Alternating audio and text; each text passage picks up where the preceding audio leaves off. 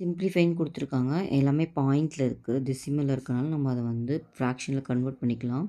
0.2 2/10 எழுதிக்கலாமா? Into 2/10 plus 2/10 into 2/100 divided by 44 இங்கே பாயிண்ட்டுக்கு அப்புறம் 3 டிஜிட் இருக்கனால 30 வரும்.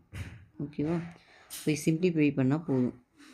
அப்போ இதை பண்ணிங்கன்னா 4/100 4/1000 divided by 44/1000 இருக்குது. ஸோ எல்லாமே 1000 இருக்கனால இது 1000 மாற்றிக்கலாம். அப்போ என்ன ஆகும்? 40/1000 எழுதலாமா? ப்ளஸ் இது 4/1000 கீழே 44/1000.